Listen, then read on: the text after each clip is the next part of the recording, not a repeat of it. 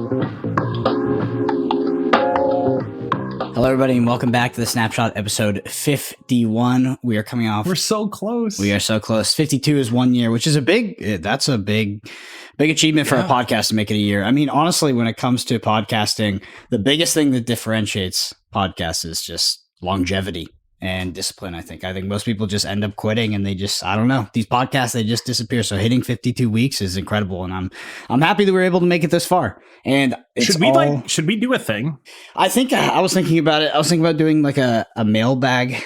So the thing is like, what do we do? Right. Like a giveaway or a mailbag or a, I like mailbag viewer special kind of thing. Yeah. I like mailbag because I'd rather do, so it's 52 weeks. It's 1 year. I'd rather do questions that are less related to Marvel Snap and maybe take a bit of an L on that week's episode in terms of like viewership and just let the people that have maybe been listening for a long time kind of go wherever the hell they want with their questions rather than maybe being so deep on Marvel Snap. A giveaway is like the thing is like with Marvel Snap, what the hell do we give away? Maybe season passes. We can give away the season passes still. Yeah. But like that is, we could give away like any bundle. Yeah. We could like pick a bundle and give it away.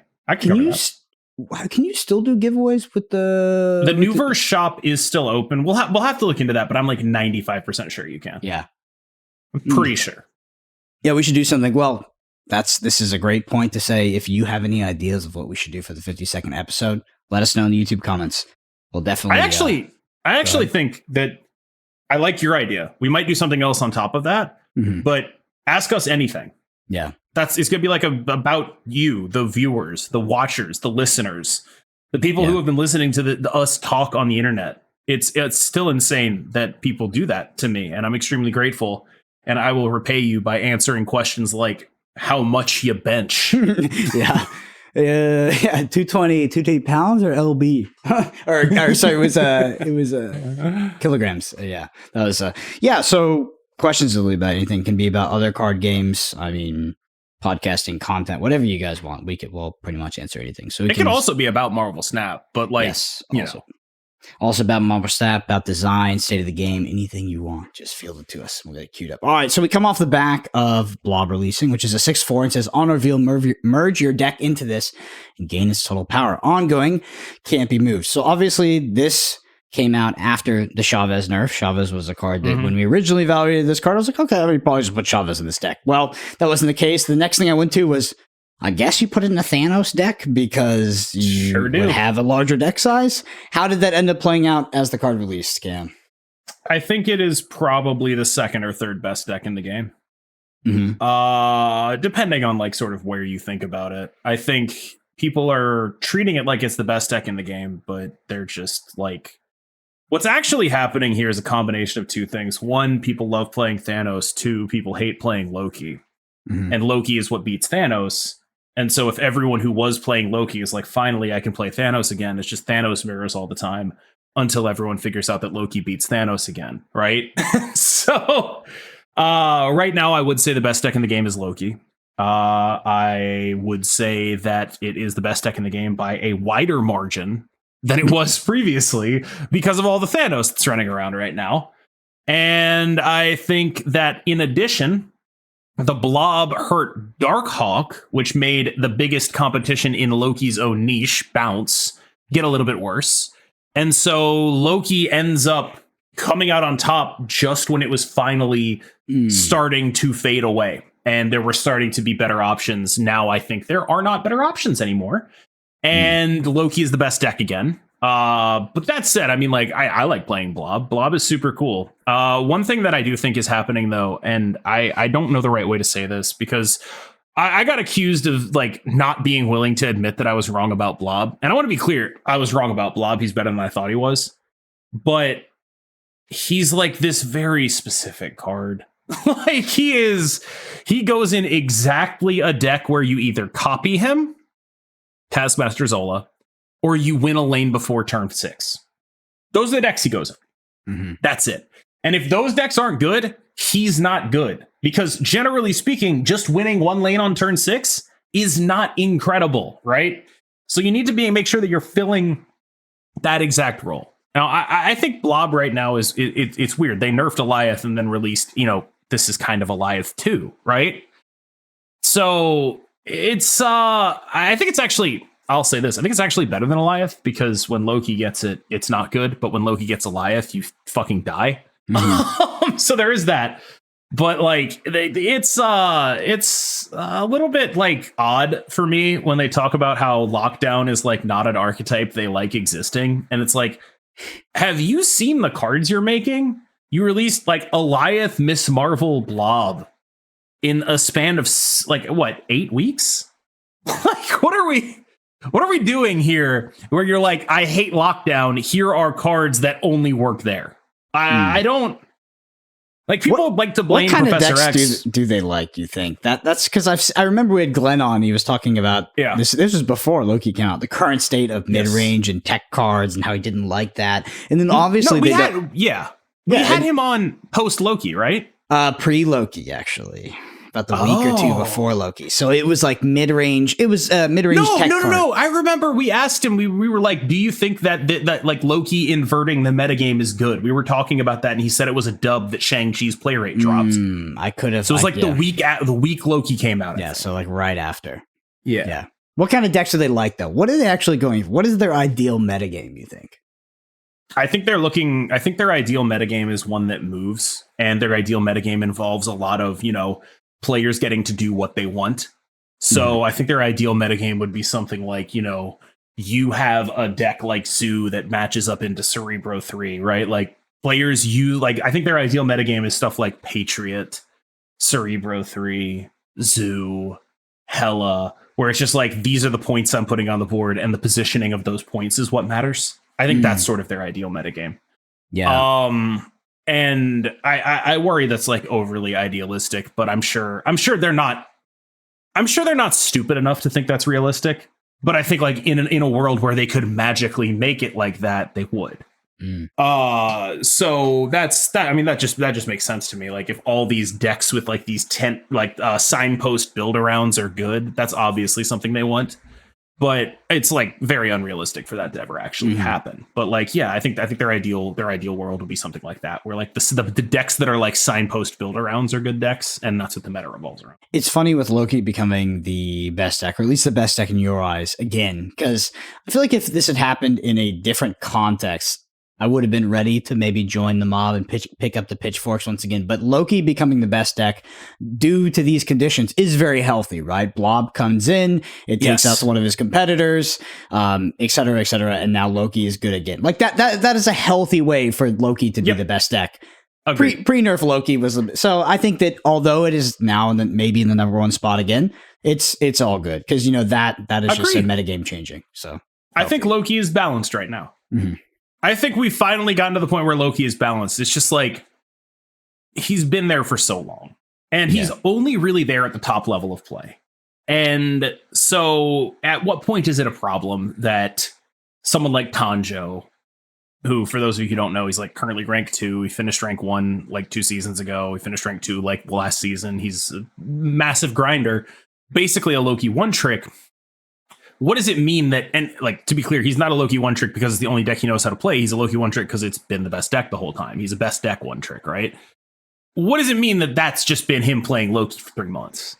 Like, that's, if you're looking at like a guy who's just like, I'm going to play the best deck all the time, and it's just been the same deck with the exception of like last week when it was the other bounce deck. I just, it feels a little like, I'm actually 100% fine with Loki. I think it's a balanced, fine-ish card right now. I don't really feel the need to do anything about it, but at some point, you kind of just want to see what the metagame can do outside of this guy, because he really has a downward force effect on a lot of mid-range decks that could exist. Are you happy with the impact that Blob has had on the metagame and the Thanos archetype? Yeah. Hell yeah. Yeah. People love playing Thanos. Like, this is a super fun deck. Thanos is so dope. They can't push us down. They can nerf him as many times as they want. And we're going to play Thanos. So, one thing I think would kind of be stupid not to acknowledge this is that everyone seems pretty upset about Professor X. But honestly, this is my nuclear take. I'm gonna get killed for this one. I think if you're upset about Professor X, for reasons along the lines of like, oh, it just feels like the game ends when I play it. I lose when my opponent plays that. What's actually happening is you're noticing that you've lost. Yeah, illusion of agency. You die on turn 4 all the time. You just don't know it. Yeah. And so that actually makes Professor X worse than those cards. Lower cube equity because you look at it and you realize. Well, yes, I would get killed for this one, but I would argue that Galactus was in a similar vein. To be honest, Galactus is like worse though, right? Like Galactus is in a similar vein, but the ways you deal with Galactus were much harder to implement into your deck. Whereas the way you deal with Professor X is like, be ahead. Like the way you deal with Galactus is like, I hope I don't get Galactus. Because, oh, my bad, I didn't include the cards that beat this in my deck. I guess I die, right?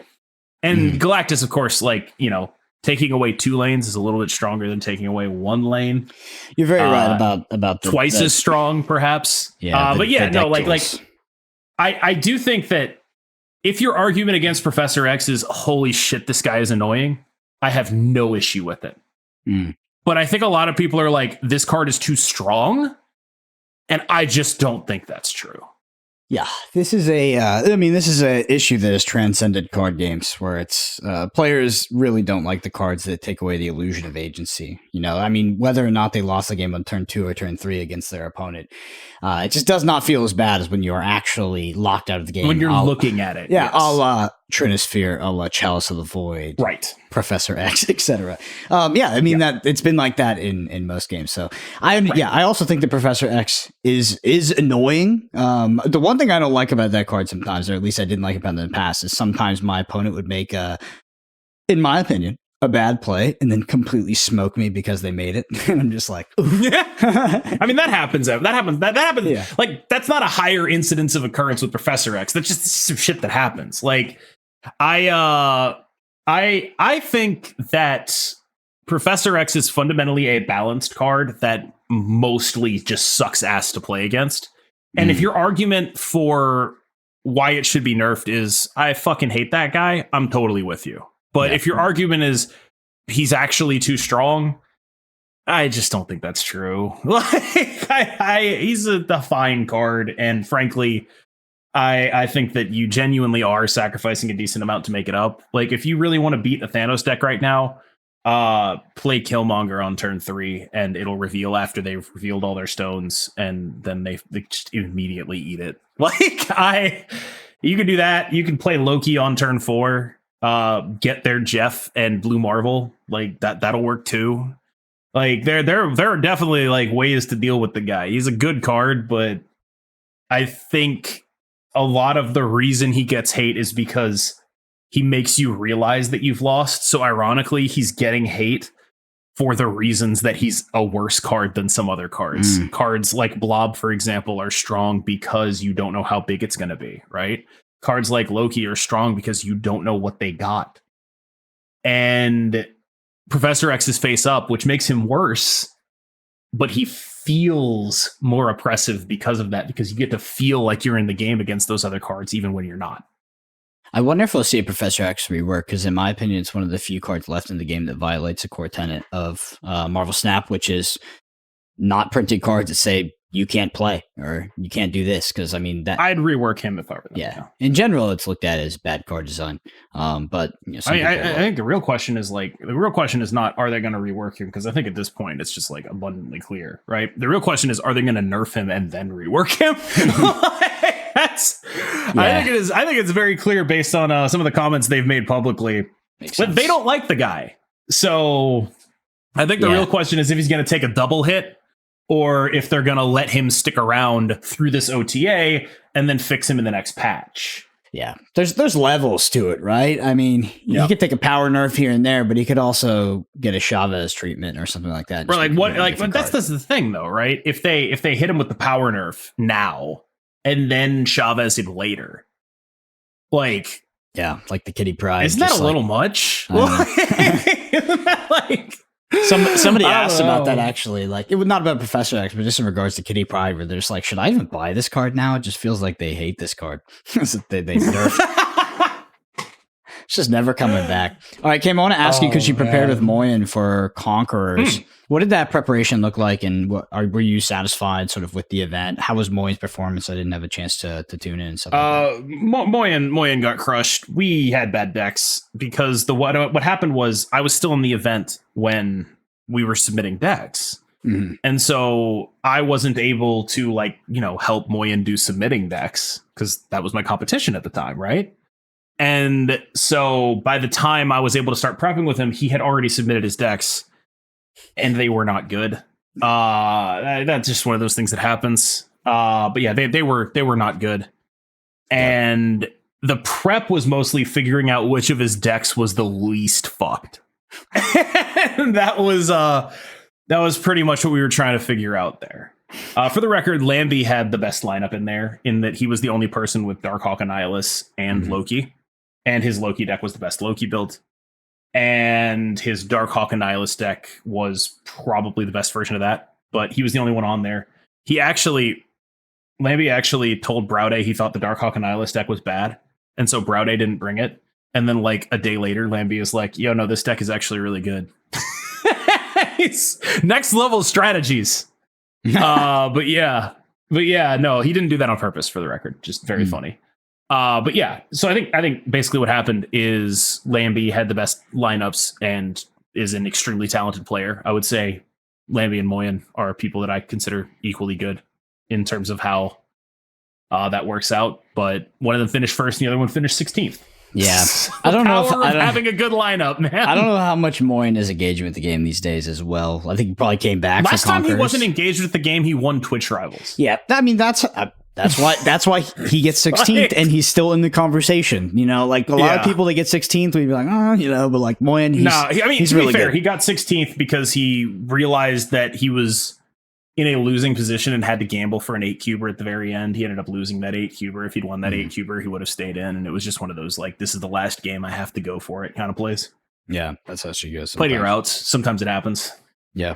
All right. Well, there's one other thing I want to ask you about. I didn't have a chance to watch the video, but you had the lead Flesh and Blood game designer, Brian Gottlieb, to rate my boy Marvel Snap cards on your YouTube channel. If you haven't seen that video, go check it out. But I want to get a little sentiment from you. Okay. How did the Flesh and Blood designer do? How did he do? Was he pretty accurate? Yeah, he was really good, man. Yeah. I like throwing Loki on these as a way of fooling people because it's like this insanely broken card. But when you look at it as a card gamer, like one of the things No Hands said really stuck with me. No Hands Gamer, the Hearthstone player, one of the Hearthstone players who I've had on there. Shout out to No Hands Gamer. He said when he looked at Loki, he was just like, there's no way they would let this card be good. So it has to suck.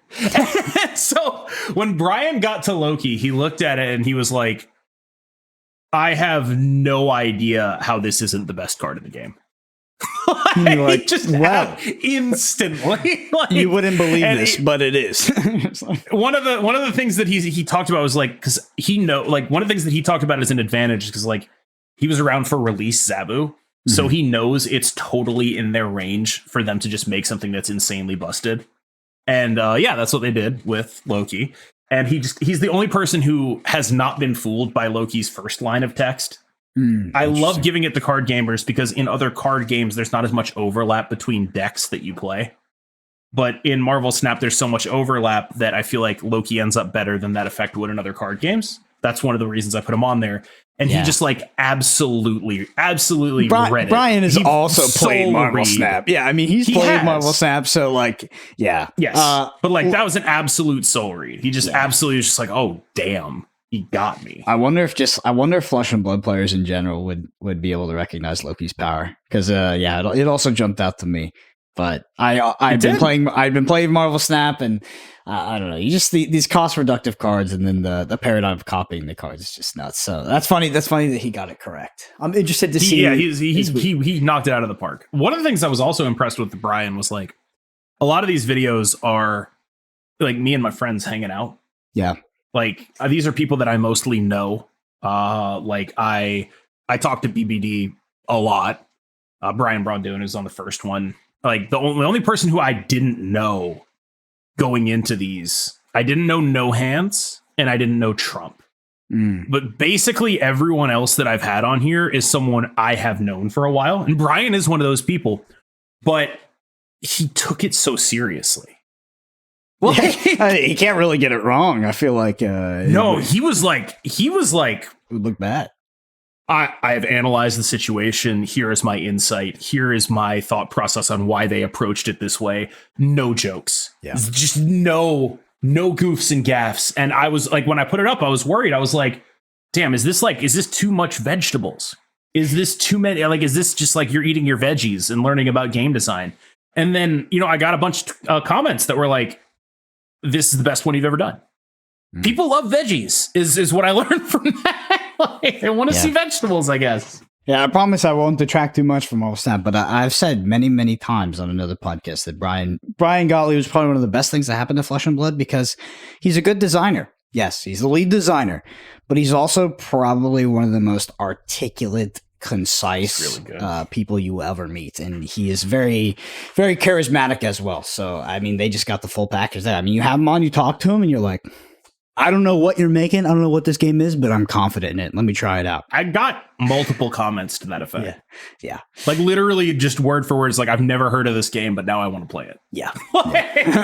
He did his job. That's all I'm saying. He did good. That's not his job. No, that's not his job? Nope. But he does that. Yep. That is not his job. All right, on to the business snap section. So we had a ton of comments on last week's video.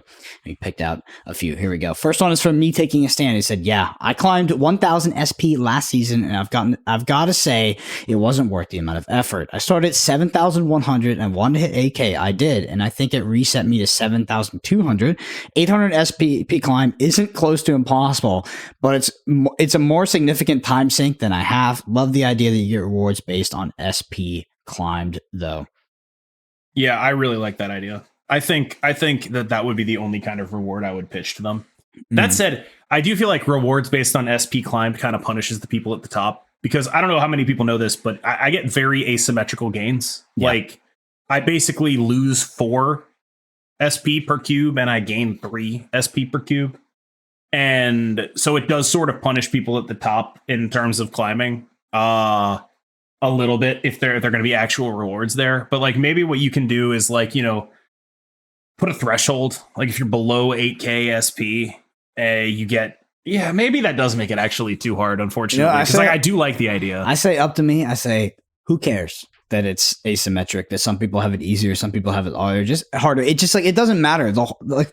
Marvel Snap has been like that literally since the Genesis, where people have climbed a ranked ladder, a ranked system, and the climbs have not been the same. They've been asymmetric in a way, and it's okay. Like at this point, it's okay. This system inherently, it just gives people more content to engage with and gives them a way to sort of get a reward for the time they put in. Because right now it feels like you hit infinite, and then after it's just kind of up to you if you want to have number go up, go higher. It's, there's not a lot of content there that's actually being fed to you from the actual game. So I think it would be imperfect, like you say. I mean, you could definitely game the system, but hey, if you want to game the system for a variant, sure. Yeah, sure. Why not? Sure. Surely no one would ever do that. Yeah, literally everybody would do that. Everybody would have the variant, but nobody would ever do that. All right, next one. Canadian bacon. There's a question for the pod. In Magic, winning certain tournaments allowed you to work with their design team to design a new card. You get to do this for Snap. What card? Say, and hypothetically, you get to do this for Snap. What card or concept would you pitch? I'll go first. Galactus, but you played on turn 1. I'm kidding. Okay, my pitch would probably end up being there are 2 kinds of cards. One would be like a Nico Minoru type card, modal. And the other would be just make me a scaling threat, like Werewolf or Bishop or whatever. I just want to be that's what I would want to be. I'd want to be a scaling threat or like a modal flex card. Like the 2 archetypes of cards I'm talking about are like Snow Guard, Nico, and then like Bishop, Werewolf. Those are the archetypes I'm talking about. Actually, what I would do is I would okay. Here's what I'd want to be. I'd want to be Release Angela. Bring her back. No, but yeah, I'd want to be a scaling threat or a modal 1-drop.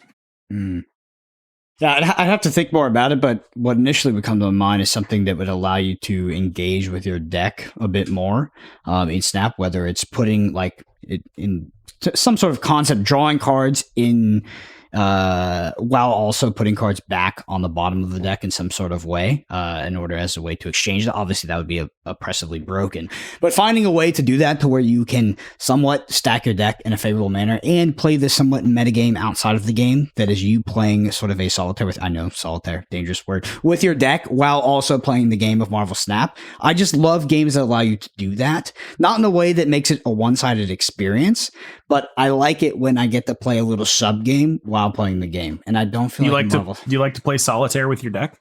I love. You like to engage with your deck? I love. I love touching my deck. I love decks that let me touch my deck, because if I'm touching my deck, I'm probably drawing cards, and it's just, it feels so good. Like it feels good when you touch your deck. Yeah, yeah. You pick up the deck, you look through the deck, you find the card you need. Mm-hmm. I think that the phallic references are going a little bit too. What are you talking about? Yeah, What's I think? People watching the YouTube will know, seeing your face for the past 30 seconds. I have no idea what you mean. Next question, Mitchell Lamb. Question, like you mentioned, Brood Abs and Move decks were finding traction because they were blanking Shang and Enchantress. Do you think there is a deck or shell that is doing the same to Shadow King? Is that the crux of why the Jarvis deck, your deck from last week, is doing so well? Thanks. Yes, that is actually the crux of why the Jarvis. Yes, like Darkhawk being ongoing goes from a disadvantage to an advantage depending on what's in the metagame to deal with him, right? And the fact that everyone is all on Shadow King means that there's a ton of situations in that deck, pre-blob, of course, you can just like play Darkhawk out and be like, yeah, that's a 412. Deal with it. Like, do something about that 412. You can't Shadow King it. Sorry. Yes, obviously your deck. Sorry, maybe not obviously, but like, yeah, totally. Your deck does need to change in reaction to the metagame, and Darkhawk being ongoing did go from a disadvantage to an advantage as people made the one tech slot in their deck Shadow King instead of other options. Next one. Alex, I'm really curious to know what data the auto builder is pulling from. Sometimes it will build you the perfect 12 cards for a deck, but then somehow it doesn't know that Stature and Black Bolt should go together. Question mark. What is it? I heard this is actually worse when you don't have as many cards. When you maybe Series 1, Series 2, people say it was doing crazy stuff. I mean, that makes sense, right? I'm guessing it has bans. This is just my guess. I don't actually know. But I'm guessing what it does is it has collection level bans, and it looks within those collection level bans for the best performing deck with that card in it at that collection level. And if the card is below a certain threshold, it's just like, forget it. We're just going to build you a totally different deck with that card in it. Don't worry. You can't actually use that thing profitably. Like, one of the things you saw a lot early was like people would pick Angel and ask it to auto build, and it would just build Sherry, but with Angel in it. And it's like, that's probably right. Like, don't actually try to build around this. It's probably helping you. Yeah, that is right. But it's like the opposite of what they want to do. Right. Yeah. So what I'm guessing is it pulls from their own internal data. But one thing that we don't know is at what rank is it pulling that? So an example I would look at is like, you look at Loki, right? Marvel Snap Zone has it as a tier 3 deck. It is currently like a 51% win rate card on Untapped. And yet, at the top end of the metagame, it's the best deck still, right? For 99% of players, it's not that good. So if you're someone at the top end of the metagame and you're asking it to build you a deck, is it building you a deck for the top end of the metagame? Or is it building you a deck for the wider bell curve? Does it know, for example, that I'm like top 50 or whatever? Is it aware of that? Does it take that metagame into account when it builds stuff? Or does it just give me like a deck? And that is, I think, the interesting bit about it to me that I don't know the answer to. Do you think it takes into account metagame at all? Because like, if it was taking out metagame, when I say metagame, I mean like slices of the player population. the right? current Like, player does it look- population? Like, when is it Does snapshot? it look and say, "Oh, you're 99th percentile. Let's use the data for top 1,000 for this"? That I'm sure Like, that would be surely that not. would be about that. I don't know. Like, does it look and say like maybe not 99th, but like you're infinite. Here's the data at infinite, and that's the best deck with this card at infinite. Oh, you're rank 80. Here's the data from 70 to 100, and that's the best deck for this card at that level. Like, that's what I'm wondering if it does. I don't know. Yeah, I would be surprised. I mean, this is kind of a not super related to what you said. I'd be surprised if it was even looking at like current snapshots of metagame and then making like counters to that. Like we mentioned with the deck. I don't mean counters. I just mean like, okay, this deck has a 55% win rate at 70 to 100, but post infinite it's 45%. So it doesn't give you that at post infinite. It gives you something else. That's all I mean. Yeah, I was going down a different route. I was just saying in regards to like another question regarding Shadow King. Like I don't think that when it built that deck, it was taking into account Shadow King's representation in the meta. It just kind of happened. Yes, it is pretty interesting though, because they have this deck builder now, but none of us know how it works, and we're just we just see the results. We're trying to reverse engineer it, but yeah, I have no idea. I have no idea how it works. It's wild. Anyway, next one's from Timothy. They say, since we lost Chavez, can we bring Galactus back to 6-7? Is it asking for Brendan? So not asking to Brendan, asking on behalf. I don't think that. I mean, I think that Galactus is actually, unfortunately, it's just a little balanced right now, and I don't think there's any reason to bring it back. I liked the deck when it was popular and good, but I don't know. I think that the second dinner is just they really don't want it to be a top deck, and that's fine. That's fine for decks like this. That's okay. So we're never going back. Rip. Yep, that's pretty much where I'm at. It seems fine to me. I don't know why I would. I don't know why you'd do anything about it. I think it's solid. Well, you'd make a few people happy if you did. All right, next one. I would make you happy. Kevin Klein to say, what do you think of Loki copying your opponent and giving -1 cost and -1 power? Might work. I think it's actually honestly, yeah, it might work. Yeah, it's pretty elegant, right? Because you don't just get they are illusions. They're supposed to be more fragile. I don't hate it. Going for a lore thing, then for sure. But yeah, beforehand, I mean, obviously there's a lot of ingredients, moving parts that happen in Loki that get you to a board state where his effect is so powerful. But just the idea of just getting that full grip again at -1 cost, it was broken. But there's multiple knobs, and Glenn was talking about this too. It's like they can turn 2 different knobs, they tune down the power a little bit, and I think you can maybe just keep tuning down that power and maybe tune up the cost knob, and you don't have to do these like fundamental reworks of the card. We'll see. Maybe, I mean, Loki in its current state, in my opinion, is a card that's gonna be good. And while it might not be the best deck sometimes, it will always have the possibility to come back and be the best deck. Like, it is just a really, really good card. I do think knobs are important, and fiddling with your knob can be an important. Okay. All right. Next one is from M Handle. They say, here's a fun question. What's your favorite card or effect from a flavor perspective? Like, I was describing Hella Casino to my Magic the Gathering friend. I liked it because Casino is just a fun play style. You pointed out that Hella is like raising your stuff from the dead, and that's just sweet. What about you guys? This would also be a fun one to the comments. People who know Marvel lore might have fun answers. I actually have an answer for this.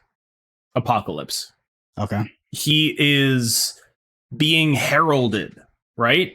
You discard him and he it's like a harbinger, right? One of his horsemen. The only thing I don't like about that flavor wise is that instead of it being his horsemen, it's like, Blade, Lady Sif, Swordmaster, whatever. But the way he plays out as this like eventual apocalyptic end game, I think that is really well done flavor. And I really like Apocalypse in terms of that. Yeah, my favorite is Hulk. He's just a big dumb idiot, just big 6'12". Honestly, like, I can't really answer this question because it's not that I don't know Marvel lore. Well, I don't, but I also really don't know like current Marvel lore. Like, I really don't watch many current Marvel movies. So my exposure, I don't either. Yeah, my exposure to the IP is mostly from when I was younger. Yeah. So it's limited at best. I'm trying to think of any other ones that I just like really love flavor wise. I think Namor's is good. where he gets stronger when nobody's around him. Okay. Because it's like he runs like this very isolationist society. And so like that's solid flavor, right? I think that let's see, who else is like really good flavor? I mean, Doom is great flavor. I thought Spider-Man was good flavor. Maybe just the animation was good.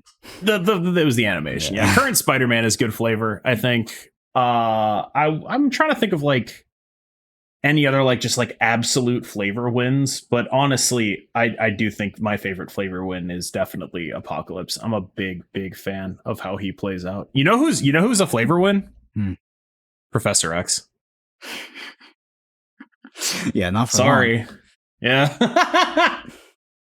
Talk to me about why is locking down the location? Why is it a flavor win for him? He's like a psychic who routinely uses his abilities to disable people. Like he does like psychic attacks and things like that. I think it fits. Like obviously it could go on like most of the psychic people. Like if you flipped Jean Grey and Professor X, I would still say it's a flavor win. Like they are. It's kind of I think So I think that is accurate. Other flavor wins. I like the symbiotes. I like their whole thing. They like eat and absorb, and I think most of the symbiotes are pretty cool. Any big recent flavor wins? I mean, Loki's actually kind of a flavor I think win. that Loki's actually in that category. Yeah. Other than that, I can't really think of too many, to be honest. But like again, there are plenty of Marvel Snap characters or cards that come out where I'm just like, I've never heard of this character. So I don't know if they're hits or misses, but I was actually just cool when we were talking to Glenn about how he designs cards, because he designed some Magic the Gathering Universes Beyond as well, and obviously did the Lord of the Rings set, where he's like the lead designer on there. Yeah. It's interesting how deep they go to try to make it work. Oh, you know who's a flavor win is Iron Man. Force multiplier. That's just really good. I think you've said that too. I think you said that in like an earlier pod that you like the flavor win of Iron Man. So consistency. Last one is Thunderkeg. Said I for one miss combo in lockdown decks. And do not miss lockdown. And do not like to see everything pushed into mid-range soup. I don't consider we gave you combo, you can play Hello Living Tribunal and lose, or you can get with the program and play soup to be hugely fun and compelling. So the thing about combo is it's usually fun for one person and not very fun for the other one. like you're describing some very asymmetric fun here, where it's like you like when a deck that, if we're going to be real, should never be good is good, right? Like zero sum. Fun. Yeah. A little bit of that. There's just not a lot of interacting people can do with combo. And if there is enough interacting, then it's not good, right? There's like exactly a threshold that the deck passes, something like Hela, where it's like, as soon as it passes that threshold and actually becomes good, the metagame immediately goes to shit. Because, like, imagine you had to actually play Hela mirrors or something. Isn't that just like the worst thing anyone's ever invented? Isn't that just like the actual nutlow? Well, it's terrible. To be fair, this person also doesn't like Hela. Probably doesn't even like it would be good. I mean, well, no, so they say they don't like Hela because it's not good. True. Like, that's the issue. Like, let's use a different combo deck though. Okay. What's another good combo deck that people? I mean, you said lockdown decks. Oh, I thought you had one in mind. I do. It's Galactus. What are you playing? Galactus mirrors. Those are not terribly. They're terrible. Those are not too bad. They're awful. Fun and engaging. Jesus. Yeah, I mean, there's a weird inflection point that happens. I don't know if like all card gamers start out as mid-range gamers and then some go to the dark side and become combo players, but there is this weird inflection point where people divert from the mid-range gameplay, and then their sole goal in a card game is to not play the game. Right, and like I think that's the thing. Like we talk about combo like it's an archetype in the same way that it is in other games, but it's not. Because in Marvel Snap, what you mean by combo is I do some stuff that sucks, but then it is ultimately redeemed by me putting 50 points in every lane. Right? Dracula's a combo card. I mean, that's you play 4-0. Sort of, but not really. Like when what this person is talking about is like, you know, Living Tribunal. Or things like that, right? And it's like if those decks are ever good, it's just kind of a nightmare. And it's very much just like, oh, did I do the thing? Then I win. Did I not do the thing? Then I lose. And those kind of decks are very exacerbated by the existence of snaps, I think, unfortunately. And so there's this weird scenario to me where, first of all, I don't think it's been mid-range soup for a while. I'm going to be honest with you. The last time it was mid-range soup was Broodabs was mid-range soup. But like you look at how a Loki versus something else matchup plays out, and there's a lot of different ways it can happen, right? You can win with Loki. You could win without Loki. You'd be like a werewolf collector gamer. You don't want to make your collector too big because then they're going to shang it. There's like things that happen on every lane that you have to actually think a lot about. Whereas with Hela, it's just, okay, well, they just discarded their hand. Here's their top deck. Is it Hela? Like it's one of these is, as boring as it may be to you after 3 months, fundamentally more entertaining gameplay. Yeah. I think combo is a word that is not accurately represented. Agree. In the English language as well. Because we use the word combo to describe two vastly different strategies. One being deterministic combo decks, one being non-deterministic combo decks, and the non-deterministic ones are the fun ones. But there's like Splinter Twin. That combo is inherently not fun. It is two cards that go together and then they win the game. Like I guess Hela, right? I discard my hand, I'll take Hela, I win. That sucks. It's not fun.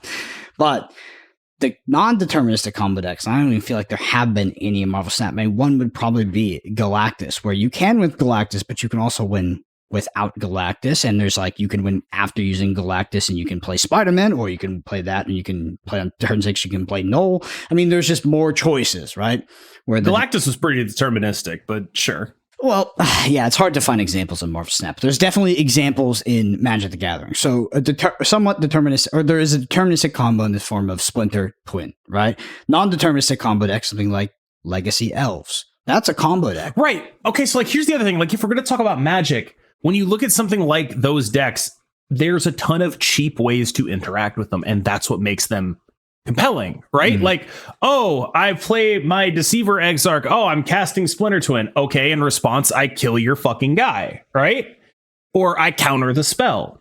But in Marvel Snap, you can't interact with combo the same way. And so in Marvel Snap, it just ends up being, did you do the thing? Because the ways to interact with combo are like Rocks and Black Widow, their shit, right? So then they maybe don't draw the combo. But again, that's face down to you. You don't know if that worked or not. They do.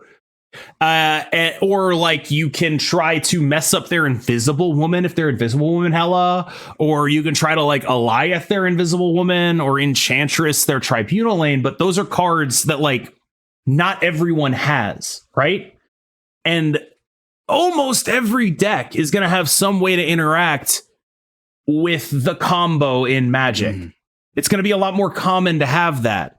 Whereas in Snap, it is not common to have that. And for that reason, combos have to be worse, because if they're ever good enough, it's just like it degenerates incredibly fast. So I was going on a tangent as well. So my argument, the question I would pose to you, Cam, and I'm sorry to everybody who's never heard of Magic, but basically Elves is a little deck that draws a lot of cards and it has multiple engines, and it's like it doesn't really have, it has multiple ways to win the game.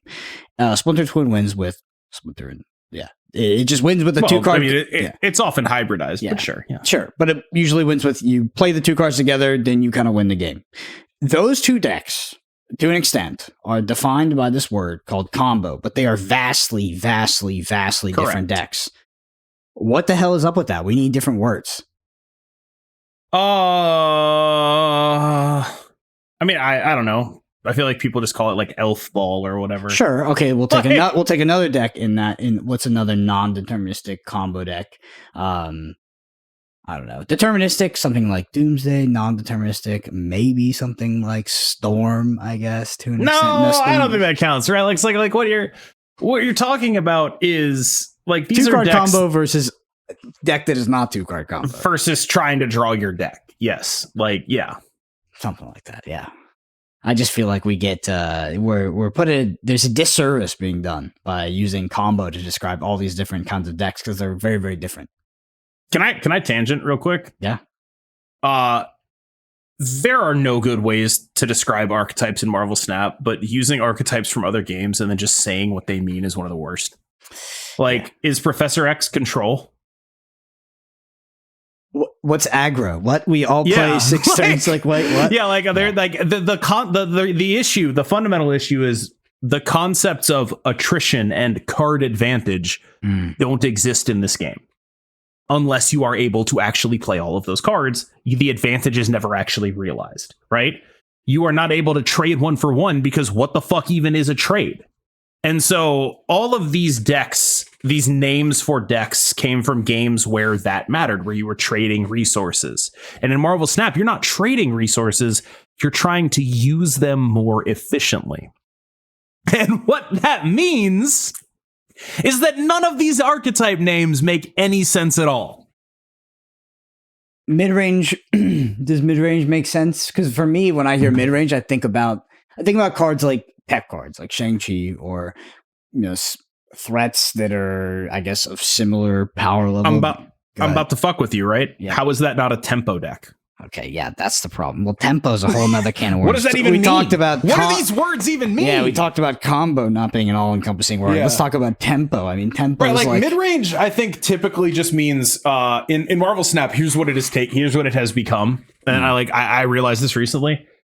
In Marvel Snap, when people say mid-range, what they mean is the biggest thing in your deck costs 4. Not like your biggest dude, but like the guy with the highest number, it costs 4.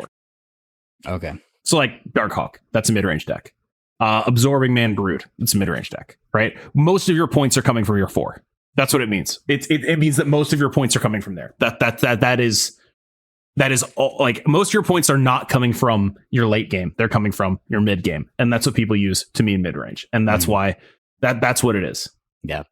The vernacular is definitely interesting. It needs some work. Happened in Flesh and Blood as well. Flesh and Blood is not a deck or not a game that works on the same sort of axes as Magic the Gathering. People use the same thing. I mean, someone made a really, really, really good video, a video essay about Flesh and Blood, talking about instead of using the archetypes from Magic the Gathering, use the archetypes from fighting games like Super Smash Brothers. So like brawlers and like all this. I can't really remember exactly. That actually makes sense. It does make sense.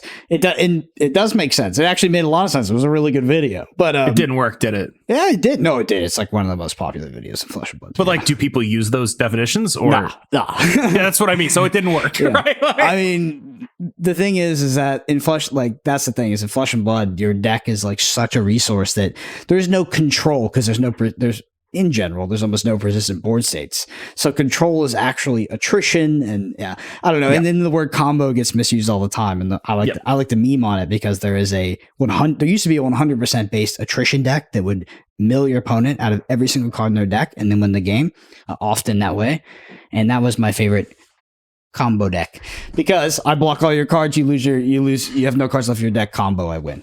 Yeah, my deck, my combo is every card in my deck. Yeah, my combo is like the cards I'm running. Yeah, be comboed on, dude. All right. Well, we're definitely splitting hairs with like my cards combined to make me win the game. Prove me wrong. It's true. It's true. I mean, that's what combo is. Everything's combo. All right, let's talk about some of these top decks. So you mentioned as well at the top of the pod, you said, Loki has a great Thanos-Blob matchup. Thanos-Blob is doing well right now, and it's the reason why people are hating Professor X. And then you also mentioned Bounce is still great, but you lose Darkhawk for Enchantress. What list, or do you want to highlight all three? Is there a list you want to highlight in particular, or do you want to just... It's entirely up to you. Those are the three lists that matter. So the flop, because it's new. All right. Nico, Okoye, Psylocke, Shang-Chi, Iron Lad, Devil Dinosaur, Professor X, Vision, Dr. Octopus, Blob, Thanos, Magneto. Talk to me about this deck's general game plan and why it has emerged once again. I know you mentioned it at the top of the pod, but just give us the concise rundown. This deck has emerged because Blob is very specifically useful when you have already won a lane. You want to make sure you have already won a lane via either, big units, Professor X, Vision, Iron Lad, things like that, right? You make sure you've won a lane, then Blob will win another one. That's what this deck is built to do. Now, I have made some very specific changes. Mm-hmm. I am not running Jeff and Blue Marvel, because if Loki gets your Jeff and Blue Marvel, what they will do is flip your Professor X lane, and then you will lose. And that cannot happen. I am running Nico, even though Mind Stone still draws her, because I frankly think that she is still just a little bit too good not to run. The one card in here that seems a little iffy to me is a Koye, and I'm running her because I have absolutely no better ideas, and she gives you mild advantage in blob mirrors. Outside of that, the main thing people are going to wonder about is the Doc Ock, and I think Doc Ock is actually just really good right now.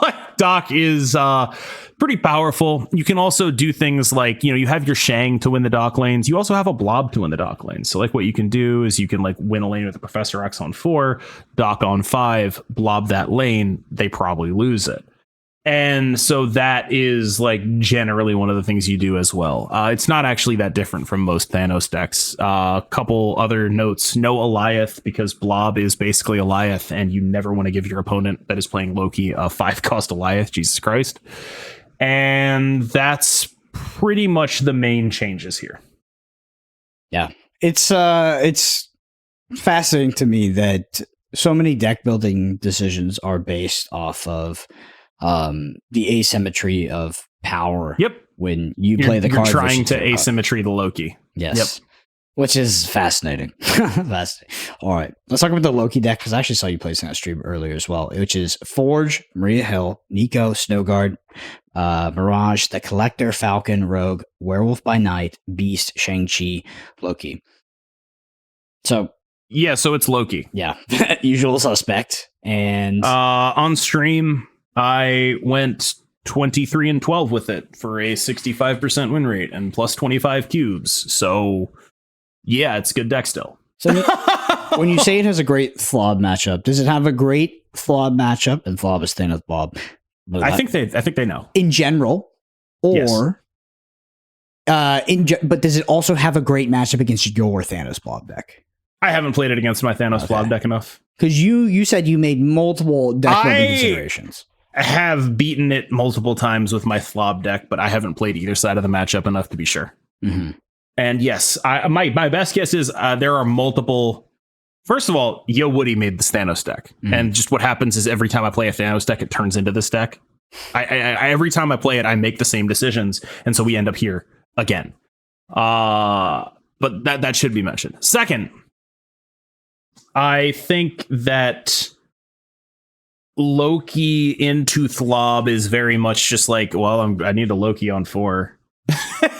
That's pretty much the thing you try to do, and there's very little that can prevent you from winning when you do that. That said, I do think I get close with my Thanos-Blob matchup, and you don't need it to be like insanely favorable. You just need to have lines, and I think the key thing that the deck has is an actual line that beats Loki by getting that Professor X down and then losing priority and playing Blob. Like just having an actual line where you don't have to sit there and think, God, I hope they didn't get my Blue Marvel. It's very, very, very good.